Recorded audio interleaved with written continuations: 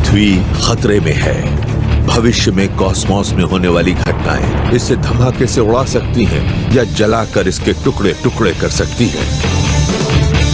ब्रह्मांड बेहिसाब उथल पुथल से भरा है, वहाँ हमेशा बड़े बड़े हादसे होते रहते हैं। एक दिन पृथ्वी पर जीवन नामुमकिन हो जाएगा। भविष्य में कई हादसे होंगे और उनमें से एक हमें तबाह कर देगा। मानव जाति को बचाने के लिए हमें कहीं और अपना घर ढूंढना होगा। अगर हमें जिंदा रहना है तो हमें पृथ्वी छोड़कर जाना ही होगा, ये बात बिल्कुल साफ है। हमें कोई विकल्प चाहिए। हमें इस काम की शुरुआत कर देनी चाहिए।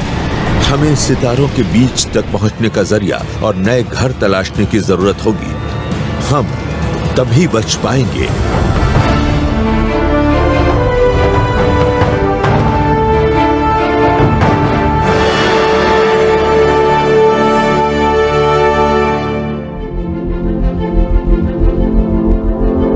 जहां तक हम जानते हैं, पृथ्वी ही ब्रह्मांड में जीवन को पालने वाली एकमात्र जगह है। पृथ्वी जीवन के लिए सबसे बढ़िया जगह है। हमारा शरीर, हमारी शारीरिक बनावट, हमारी केमिस्ट्री सब यहीं पृथ्वी पर विकसित हुई है। हम सचमुच एक बेहतरीन स्पेसशिप पर हैं। लेकिन हमारा ये बेहतरीन स्पेसशिप बारूदी सुरंगों से भरे एक ब्रह्मांड से होकर गुजर रहा है। हर करीब 3 करोड़ साल में पृथ्वी के साथ एक प्राकृतिक या कॉस्मिक हादसा इतने जोरदार ढंग से होता है कि लाखों जीव विलुप्त हो जाते हैं। विलोपन से जुड़ी घटनाएं पृथ्वी की अहम प्रजातियों की जान लेती हैं। और फिलहाल ये प्रजाति हम हैं। ये सच है कि विलोपन के मामले में बड़ी और ताकतवर प्रजातियों का ही सफाया होता है, वही मरती हैं। तो अगर पृथ्वी पर ऐसी कोई घटना हुई तो हम इंसान जोखिम में होंगे। हम बड़े और ताकतवर जीवों की श्रेणी में आते हैं।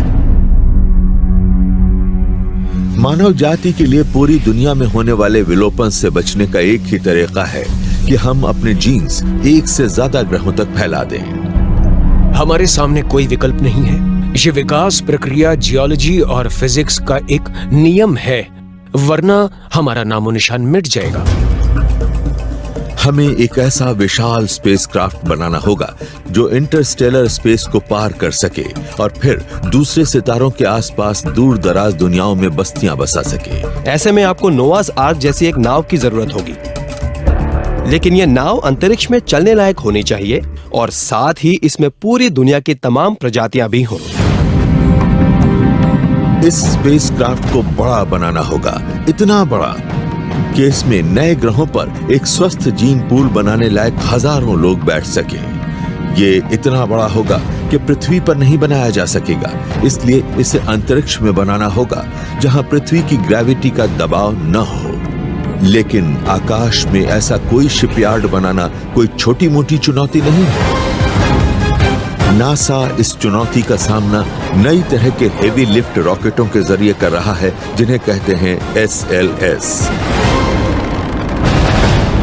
मुझे SLS एक ऐसी काबिलियत के तौर पर दिखते हैं जिनके जरिए हम पृथ्वी और चंद्रमा के बीच एक इंडस्ट्रियल बेस बना पाएंगे। इसके बाद जब हम स्पेस में नियमित रूप से काम करने लगेंगे, तभी हम उस क्राफ्ट को असेंबल करेंगे जो हमें दूसरे सितारों तक ले जाएगा। लेस जॉनसन का काम है स्पेस में की जाने वाली खोजबीन के भविष्य की योजना बनाना। आज वो SLS के 1/20 आकार वाले स्केल मॉडल की टेस्ट फायरिंग को देख रहे हैं। 2032 में जब असली रॉकेट छोड़ा जाएगा तो SLS अब तक छोड़ा जाने वाला सबसे ताकतवर रॉकेट होगा। SLS बहुत बड़ा है। ये हर लॉन्च के जरिए हमें बहुत सा सामान ऊपर ले जाने की योग्यता देगा। ये वाकई काफी बड़ा होगा। ऐसे 3 बड़े रॉकेट आज मौजूद 15 या 20 रॉकेटों का मुकाबला कर सकेंगे और उनके जितना ही सामान स्पेस में ले जा पाएंगे। लेस की कल्पना है कि SLS रॉकेट पहले से बनी यूनिटों को पृथ्वी की कक्षा से बाहर ले जाएंगे, जहां स्पेस इंजीनियर उन्हें एक विशाल इंडस्ट्रियल वर्कशॉप में जोड़ देंगे। फिर माइनर सोलर सिस्टम में मौजूद विभिन्न बॉडीज तक जाएंगे ताकि स्पेसक्राफ्ट को बनाने के लिए कच्चे माल को इकट्ठा कर सके। हमारी फैक्ट्रियां चंद्रमा पर होंगी और शायद ये उससे आगे एस्टेरॉयड बेल्ट में मौजूद विशाल चट्टानों पर भी हों। एस्टेरॉयड्स पर पृथ्वी के मुकाबले ग्रेविटी काफी कम होती है। वहां बड़े बड़े हिस्सों को बनाना और आकार लेते शिप पर उन्हें उठाकर रखना ज्यादा आसान होगा।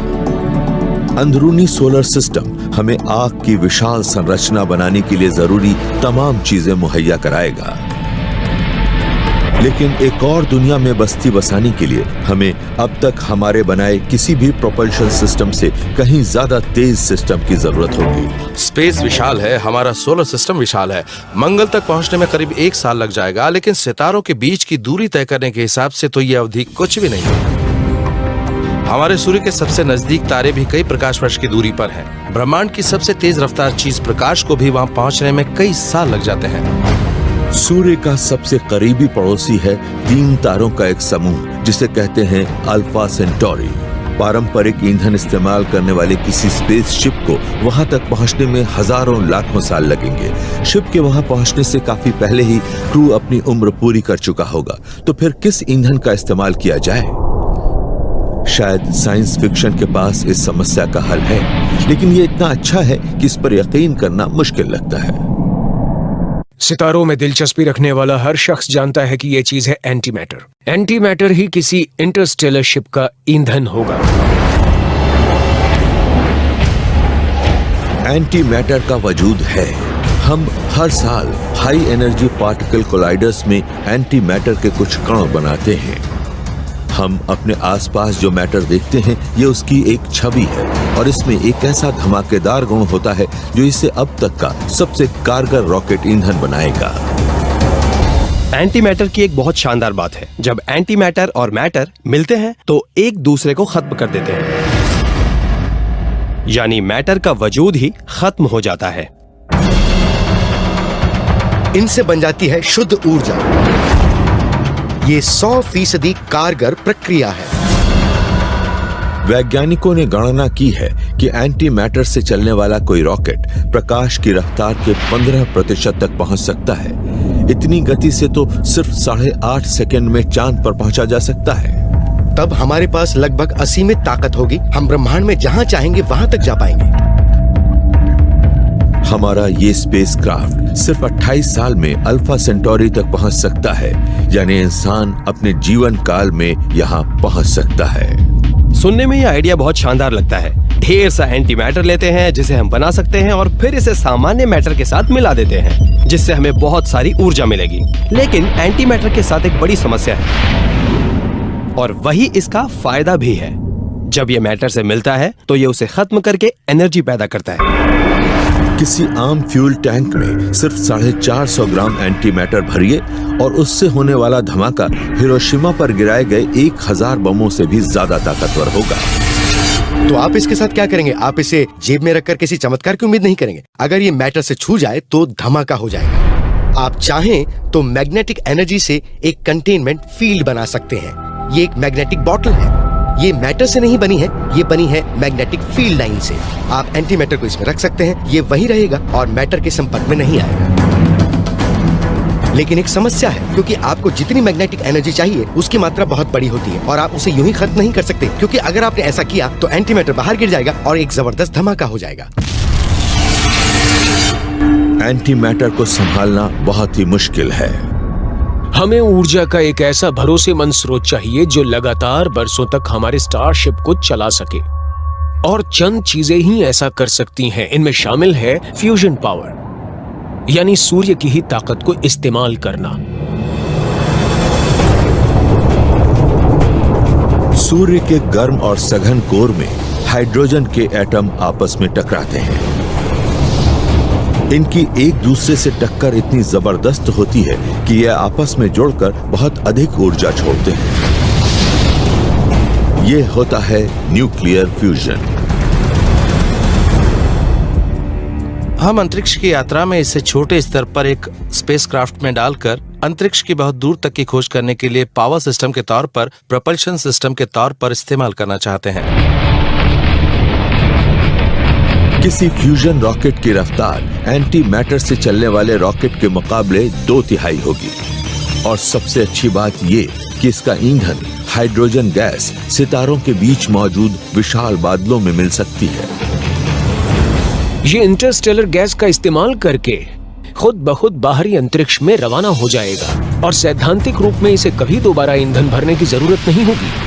फ्यूजन से चलने वाला हमारा स्पेसक्राफ्ट अब अपने पहले लक्ष्य अल्फा सेंटोरी की तरफ रवाना हो गया है। इसकी गति प्रकाश की गति का सिर्फ 10% है। इस सफर को पूरा करने में 42 साल लगेंगे और इसमें बैठे इंसान वहां तक सुरक्षित पहुंचने चाहिए, लेकिन बीच का रास्ता खतरनाक हो सकता है। उथल पुथल भरे हमारे कॉस्मोस के पास जान लेने के लाखों तरीके हैं।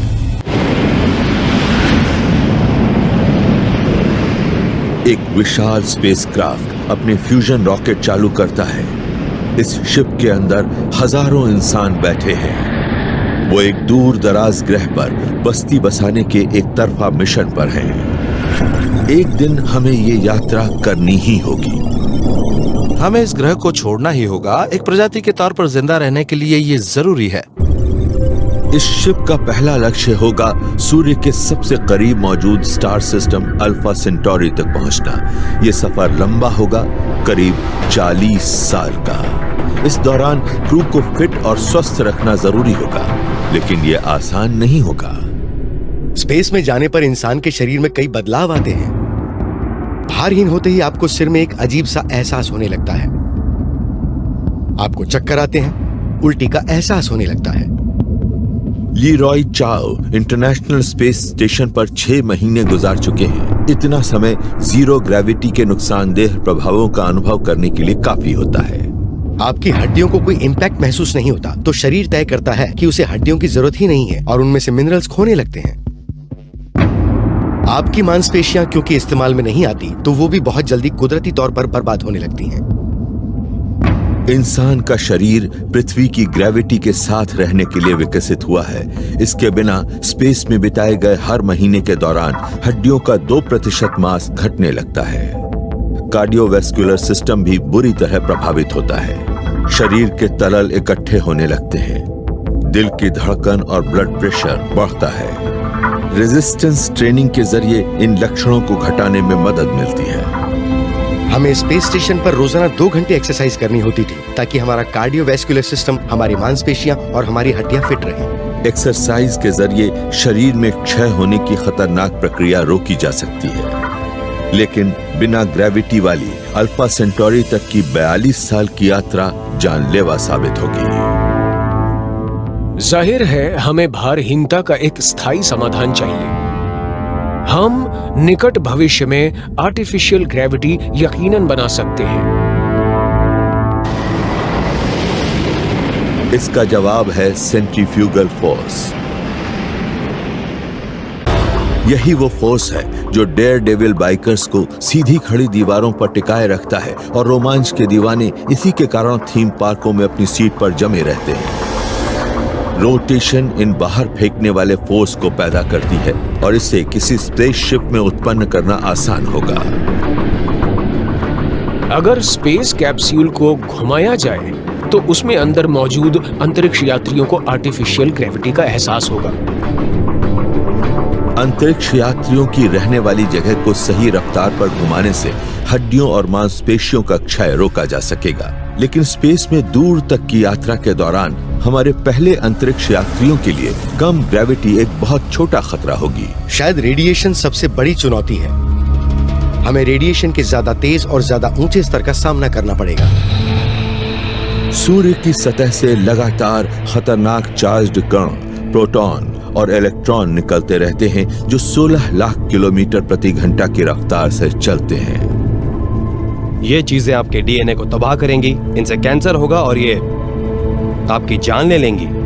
पृथ्वी का मैग्नेस्फीयर और हमारे ऊपर मौजूद वायुमंडल हमें ऐसे खतरनाक रेडिएशन से बचाता है, लेकिन पृथ्वी से दूर इन अंतरिक्ष यात्रियों को रेडिएशन का सामना करना होगा। ये इंसानों को अंतरिक्ष में बहुत आगे तक भेजने से जुड़ा सबसे बड़ा तकनीकी गतिरोध है। समस्या प्रपल्शन की नहीं है, कंप्यूटर या नेविगेशन की भी नहीं है, ये है लोगों को कैसे सेहतमंद रखा जाए। हमारे सोलर सिस्टम की सरहदों से आगे तो रेडिएशन का खतरा और भी गंभीर हो जाता है।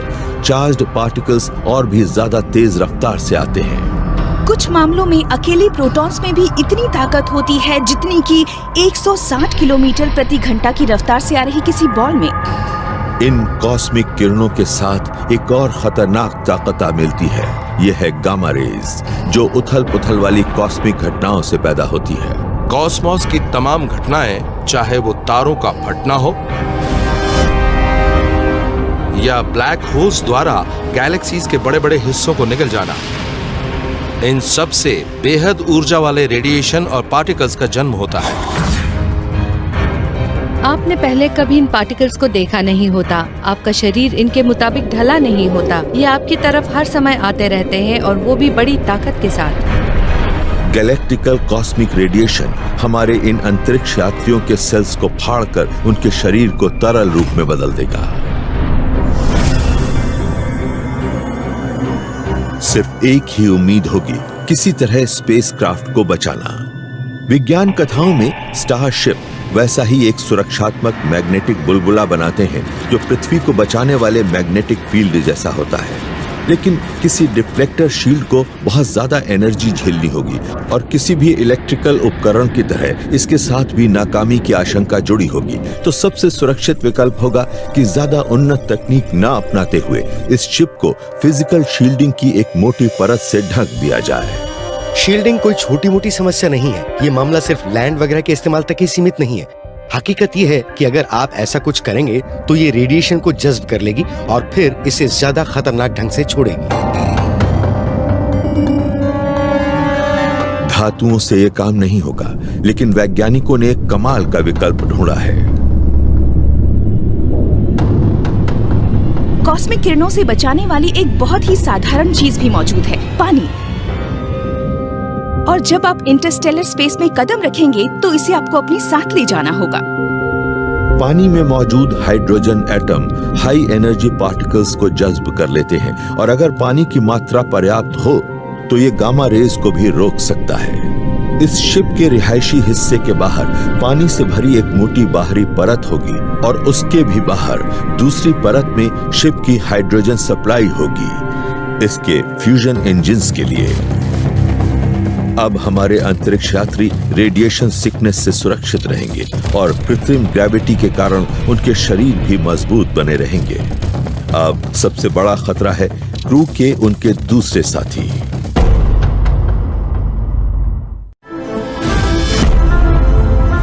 कॉस्मोस में होने वाले किसी बड़े हादसे से एक दिन पृथ्वी पर से हमारा नामो निशान मिट जाएगा। मानवता को बचाने के लिए हमें एक बड़े से स्पेसशिप में बैठकर नए आशियानों की तलाश में सितारों की तरफ भागना होगा। कृत्रिम ग्रेविटी और हाइड्रोजन वाली शील्डिंग के जरिए इसके कीमती मुसाफिरों को एकदम सही सलामत रखा जा सकेगा। लेकिन उनकी मानसिक सेहत के बारे में क्या कहा जाए? अंतरिक्ष में लोगों के लिए एक बड़ी चुनौती होते हैं खुद लोग। लोगों को टिन के एक बड़े से डिब्बे में रखना, वो भी एक बेहद खतरनाक माहौल में, जिसमें ये लोग महीनों या बरसों तक एक दूसरे के साथ रहेंगे, एक बड़ी चुनौती है। साथ ही सफर के दौरान इन्हें जिंदा भी रहना चाहिए। हमें पनडुब्बियों में जाने वाले लोगों की जानकारी है कि उन्हें बहुत ध्यान से टेस्ट किया जाता है। ये पनडुब्बियां अपने मिशन पर यकीनन निकलती हैं, लेकिन ये मिशन कई साल का नहीं होता। हम किसी ऐसे क्रू के जरिए एक नई सभ्यता की शुरुआत नहीं कर सकते जो ब्रह्मांड में हुई बोरियत, आपसी कलह और मानसिक बीमारी से ग्रस्त हो। हाँ, तब बेहतर होगा अगर पूरा क्रू ही दुनिया में लिक्विड नाइट्रोजन में मानव भ्रूण को स्टोर करके रखना सस्पेंडेड एनिमेशन के सबसे करीब कहा जा सकता है। लेकिन क्या हम टेस्ट ट्यूब बेबीज के जरिए इंसानी नस्ल को वाकई बचा पाएंगे? अंतरिक्ष यात्रा के साथ क्योंकि इतनी बड़ी बड़ी मुश्किलें जुड़ी हुई हैं, तो कुछ लोगों ने आइडिया सुझाया, हमें बाहरी अंतरिक्ष में इंसानों को भेजने की क्या जरूरत है? क्यों ना हम भ्रूण या स्पर्म और एग सेल भेज दें? सिद्धांत के रूप में हम जमे हुए भ्रूणों को स्पेस में लंबी दूरियों तक भेज सकते हैं। इससे भोजन या पेचीदा लाइफ सपोर्ट सिस्टम्स की जरूरत नहीं रह जाएगी। वो अंतरिक्ष यात्रा और भारहीनता की मुश्किलों को तो झेल पाएंगे, लेकिन उनमें सामाजिक मिलनसारी कहां से आएगी? आप किसी बच्चे को किसी जगह अकेला रख दें तो उसे पढ़ना ही नहीं आएगा, वो जिंदा ही नहीं रह पाएगा। हम एक दूसरे पर निर्भर हैं, हम सामाजिक जीव हैं। हमें भ्रूणों को हैच करने और फिर उन्हें इंसान बनना सिखाने के लिए इंटेलिजेंट रोबोट्स को विकसित करना होगा। ये मुमकिन लगता है कि भविष्य में शायद 100 साल बाद हमारे पास रोबोट नैनीज होंगी जो कि हमारे लिए सामाजिक व्यवहार के नियम बनाएंगी। क्या कोई रोबोट वाकई एक बच्चे की परवरिश कर सकता है, या मानवता को बचाने की जल्दबाजी में हम यही भूल जाएंगे कि इंसान होने का मतलब क्या होता है? मानव भ्रूणों को विकसित करना जोखिम भरा हो सकता है, तो क्यों ना हम वयस्कों को उनकी सेहत को प्रभावित किए बिना जमा दें? बेशक ये और भी बड़ी चुनौती है, लेकिन प्रकृति इसका हल लगभग निकाल चुकी है। पृथ्वी पर ऐसे बहुत से जीव हैं जो हालात विपरीत होने पर सस्पेंडेड एनिमेशन या हाइबरनेशन में चले जाते हैं, और कुछ मामलों में वो लंबे समय तक ऐसी ही अवस्था में रह सकते हैं। अलास्का का वुड फ्रॉग पूरी सर्दी बर्फ में जमे रहने के बावजूद जिंदा बच जाता है। शून्य से भी नीचे वाले तापमान पर इसकी पाचन क्रिया धीमी होकर लगभग बंद हो जाती है।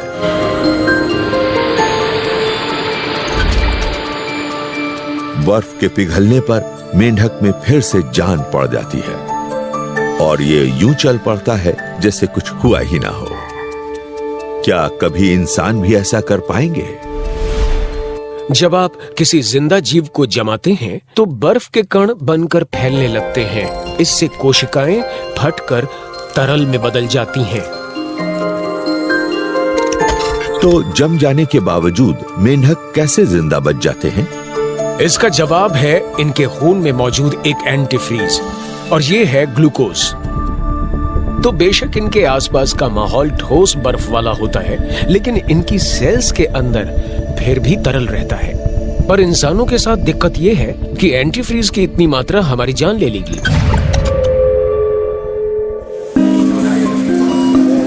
तो इंसानों को डीप फ्रीज करने से बात नहीं बनेगी, लेकिन हाइबरनेट करने के लिए हमें इतने कम तापमान तक जाने की जरूरत शायद ना पड़े। पिट्सबर्ग में डॉक्टरों ने मरीज के शरीर के तापमान को जमाव बिंदु से कुछ ही डिग्री ऊपर रखने के लिए एक बेहद ठंडे सलाइन सॉल्यूशन का इस्तेमाल करने की अनोखी तकनीक विकसित की है। इस तापमान पर सेल्यूलर एक्टिविटी रुक जाती है। वुड फ्रॉग मेंढकों की ही तरह मरीज भी सस्पेंडेड एनिमेशन में पहुंच जाते हैं। ऑपरेशन थिएटर में हम लोगों के शरीर को ठंडा करके उन्हें कुछ समय के लिए आर्टिफिशियल कोमा में रख सकते हैं। ये बात सुनने में ठीक लगती है और इसे जरूर आजमाया जाना चाहिए। चाहे भ्रूणों को जमा दिया जाए या वयस्कों को ठंड के जरिए गहरी नींद में पहुंचा दिया जाए, सस्पेंडेड एनिमेशन हमारे कीमती इंसानों को अल्फा सेंटोरी तक की लंबी यात्रा के दौरान जिंदा रखने का शायद सबसे अच्छा तरीका हो सकता है। लेकिन अगर वहां पहुंचने पर रहने लायक माहौल ही ना हो तो क्या होगा? इंसानी वॉलंटियर्स से भरा एक स्पेसशिप 3 तारों के समूह अल्फा सेंटोरी पहुंच जाता है। क्रू उम्मीद कर रहा है कि यहां इंसान के लिए खोजी जा रही नई दुनियाओं में से एक शायद मिल जाए, लेकिन इनमें से कौन से सितारे सही ग्रह साबित होंगे? हम एक ऐसा आशियाना ढूंढना चाहते हैं जो काफी कुछ पृथ्वी से मिलता जुलता हो, क्योंकि हम इस ग्रह के हिसाब से ढल चुके हैं।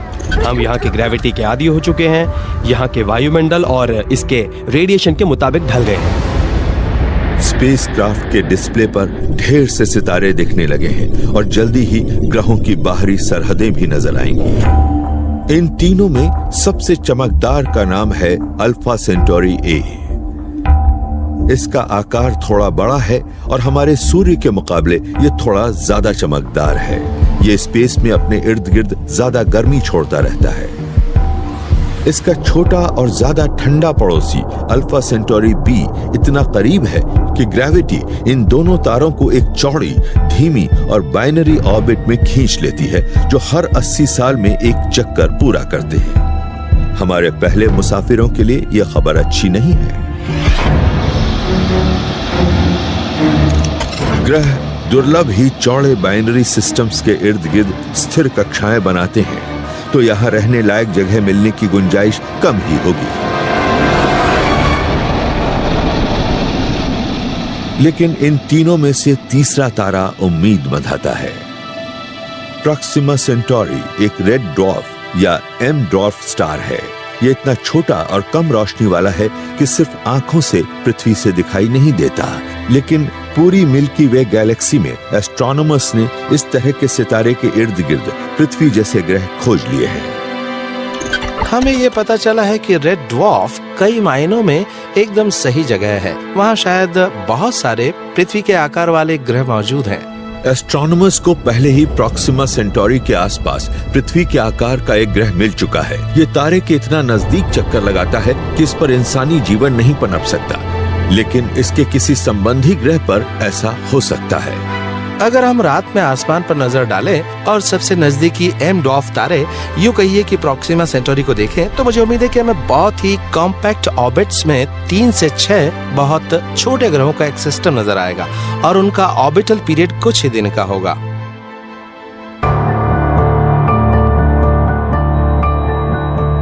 एस्ट्रोनॉमर्स को पहले ही प्रॉक्सिमा सेंटोरी के आसपास पृथ्वी के आकार का एक ग्रह मिल चुका है। ये तारे के इतना नजदीक चक्कर लगाता है कि इस पर इंसानी जीवन नहीं पनप सकता, लेकिन इस बात की काफी गुंजाइश है कि इसके किसी संबंधी ग्रह पर ऐसा हो सकता है। लेकिन अगर हमें ऐसा कोई ग्रह मिले जो पूरी तरह उपयुक्त न हो, तो जो बहुत ठंडा हो और जिसकी ग्रेविटी बहुत ज्यादा हो, या जिसका वायुमंडल ठीक ना हो।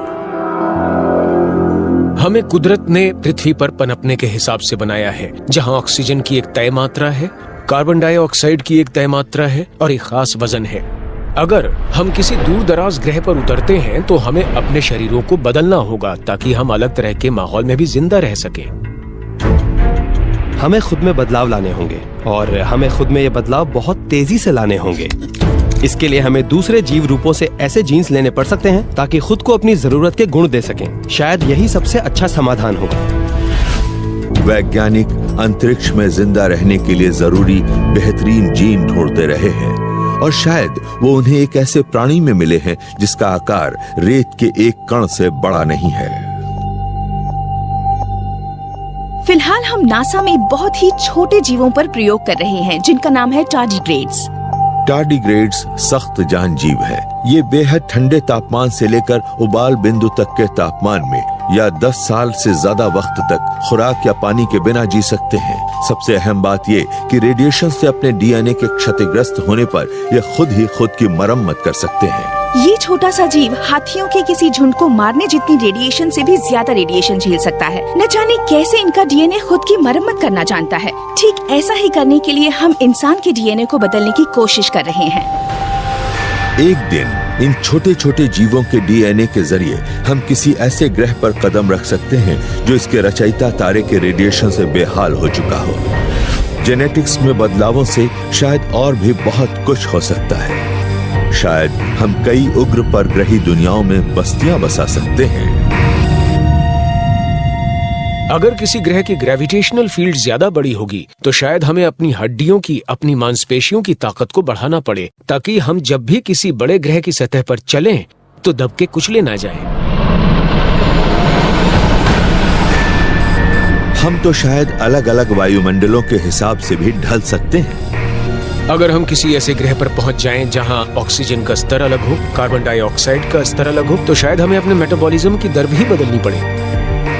अब हम अपनी इवोल्यूशन प्रक्रिया को नियंत्रित करना शुरू कर चुके हैं। हम जीन थेरेपी डिजाइन कर रहे हैं। हम अपनी शारीरिक बनावट को बदलने के तरीके खोज रहे हैं। अपने भाग्य को अपने नियंत्रण में लेकर खुद को सितारों तक ले जाने का हमारे पास एक कमाल का मौका है। भविष्य के एस्ट्रोनॉट कैसे दिखेंगे कौन जाने, लेकिन मुझे लगता है कि ये आप जैसे या मेरे जैसे नहीं लगेंगे। अगर हमें प्रॉक्सिमा सेंटोरी के आसपास रहने योग्य दुनिया मिलती है तो जेनेटिक रूप से बदले पहले मुसाफिरों से भरा एक स्पेसक्राफ्ट उसकी सतह की तरफ रवाना कर दिया जाएगा ताकि एक नई इंसानी सभ्यता शुरू की जा सके। लेकिन एक कहीं बड़ी योजना का ये तो सिर्फ पहला चरण है। हमें मिल्की वे में और आगे तक ज्यादा तेजी से सफर करके और ज्यादा दुनियाओं को खोजना होगा।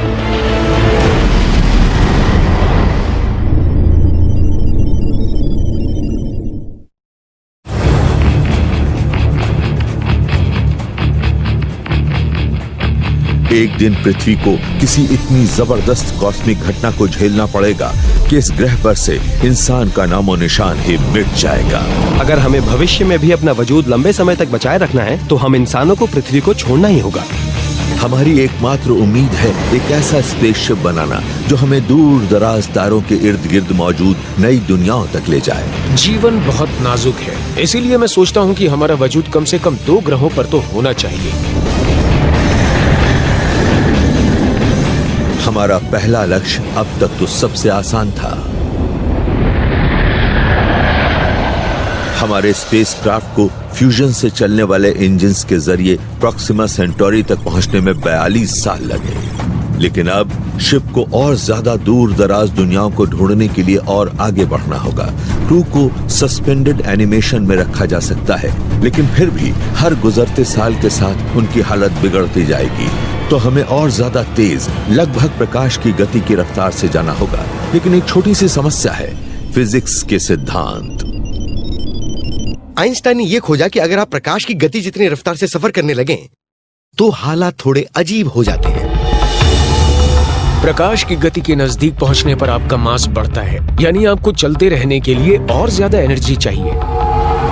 जब आप प्रकाश के गति के नजदीक पहुंचने लगते हैं तो ईंधन मास को बढ़ाने में इस्तेमाल होने लगता है। तो जो ईंधन पहले रफ्तार को बढ़ा रहा था अब वो उसे नहीं बढ़ाता है, अब वो सिर्फ मास को बढ़ाता है। एक समय आता है जब रफ्तार बढ़ती ही नहीं, रफ्तार बढ़ाने पर उसका वजन और ज्यादा भारी हो जाता है। हम जिस तरह की रफ्तार पर सफर करना चाहते हैं फिजिक्स हमें वैसा नहीं करने देगी। लेकिन एक चीज है जो हमें हाइपर स्पेस से गुजारकर दूर दराज ग्रहों तक कहीं ज्यादा तेजी से पहुंचा सकती है। आइंस्टाइन ने हमें ये दिखाया कि स्पेस खुद प्रकाश की गति से ज्यादा तेजी से फैल सकता है। स्पेस और टाइम का वजूद है, इसका अपना एक ताना बाना है। आप इसे खींच सकते हैं और मोड़ भी सकते हैं। विज्ञान कथाओं में गैलेक्टिक ट्रैवलर वार्प ड्राइव्स का इस्तेमाल करके स्पेस टाइम के ताने बाने को बदल देते हैं और लाखों साल में नहीं, मिनटों में ही कॉस्मोस को पार कर लेते हैं।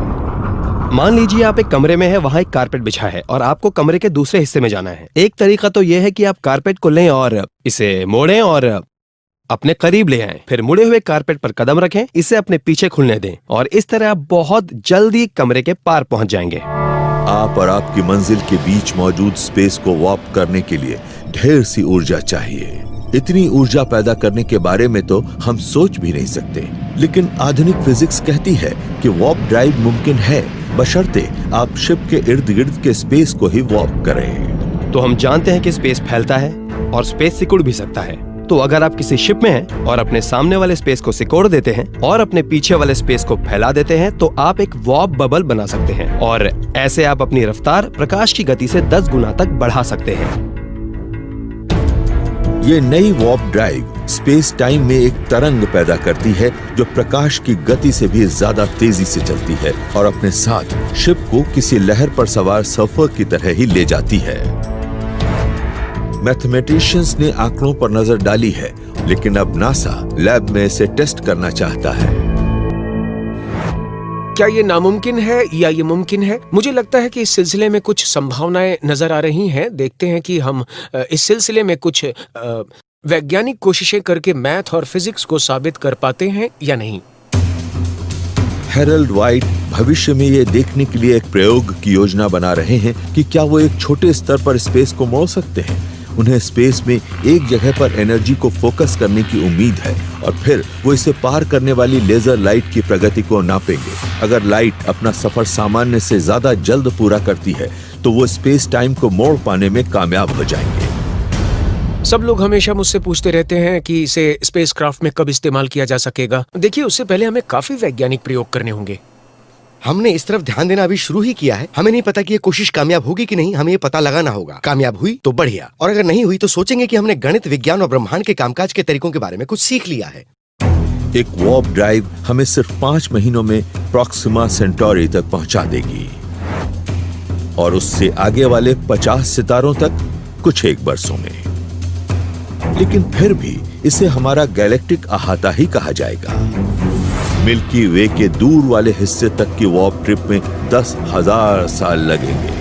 और सबसे करीबी गैलेक्सीज तक की यात्रा में हजारों लाखों साल लग सकते हैं। ब्रह्मांड के स्तर पर किसी भी वार्प ड्राइव की रफ्तार भी बहुत धीमी लगती है, लेकिन एक आखिरी उम्मीद अभी बाकी है। प्रकाश की गति से ज्यादा तेज जाने का एक और तरीका है स्पेस और टाइम के ताने बाने में एक सुराख कर देना। इसे कहते हैं एक वर्म होल। एक वर्म होल एक थियोरेटिकल टनल होती है, स्पेस टाइम से होकर गुजरने वाला एक रास्ता जो दो दूर दराज बिंदुओं को जोड़ता है। ये स्पेस टाइम को मोड़ने वाले मास के जबरदस्त जमावों से उत्पन्न होता है।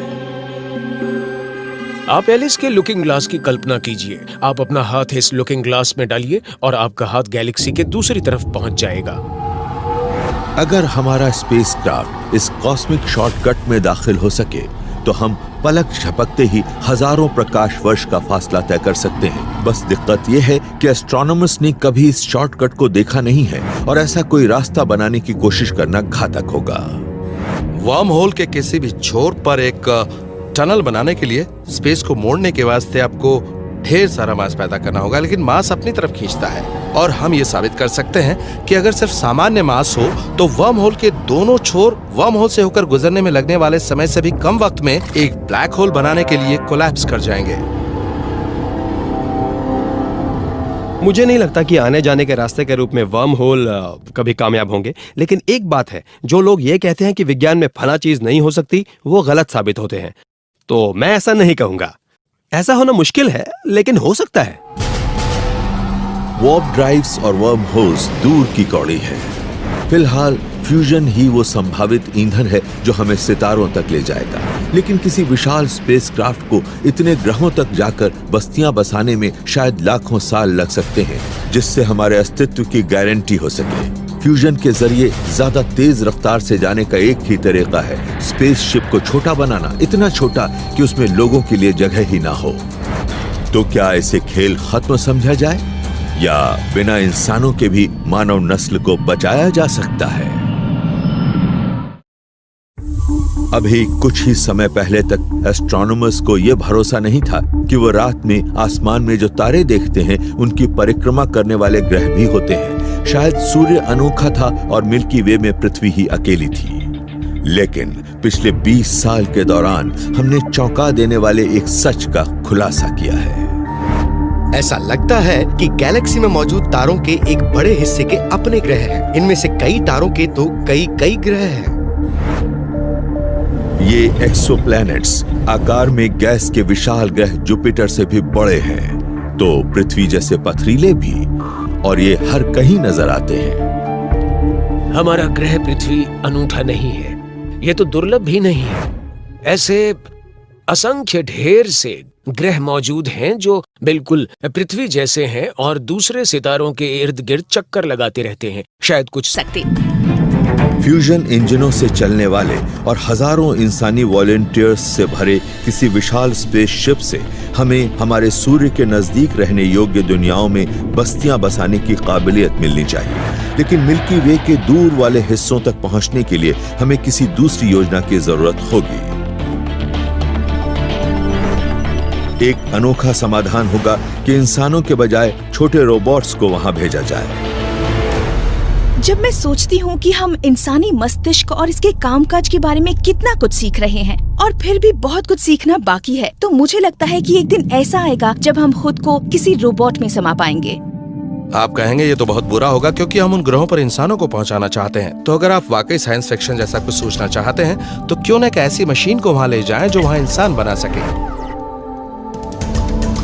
पौधे हवा के जरिए अपने छोटे छोटे गतिशील बीजों को बड़ी तादाद में उड़ाकर अपने जीन फैलाते हैं। इनमें से बहुत से बीज बर्बाद भी हो जाते हैं, लेकिन जिन्हें गर्म और नम जमीन मिलती है वो उगते हैं।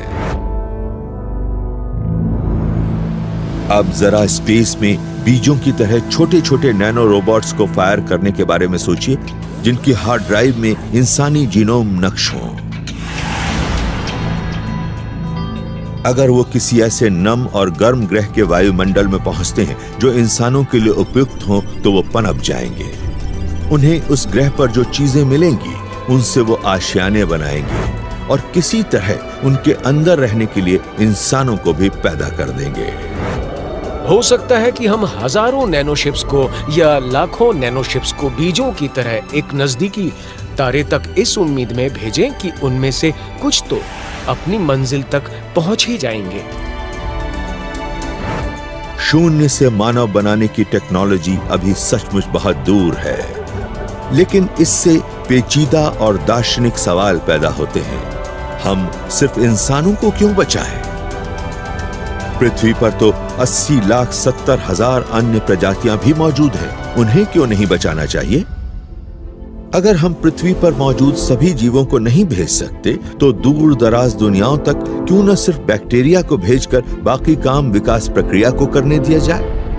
और किसे पता है, हो सकता है कोई परग्रही प्रजाति पृथ्वी पर पहले ही ऐसा कर चुकी हो। शायद आपके अहाते में किसी दूर दराज स्टार सिस्टम से एक नैनोशिप तशरीफ ला चुका हो और आपको पता ही ना हो। खैर, हम कहीं भी पहुंचे, हम कुछ भी बने, ये समय अपने अस्तित्व से जुड़ी योजनाएं बनाना शुरू करने का है। इंसान की कल्पना हमें सचमुच कुछ हैरत अंगेज रास्तों पर ले जा रही है और शायद इनके जरिए हम कामयाब इंटरस्टेलर यात्रा का कोई तरीका ढूंढ सकें। कई मायनों में हमारा भाग्य हमारे अपने हाथों में है। हम डायनासोर नहीं हैं, हमारा एक स्पेस प्रोग्राम है, हम स्मार्ट हैं। अगर हम दूसरे ग्रहों पर बस्तियां बसा लेते हैं तो पृथ्वी का सफाया होने के बावजूद इंसानी नस्ल बच जाएगी। इस नजरिए से हमारा भविष्य, बहुत दूर तक का हमारा भविष्य हमारे अपने हाथों में है।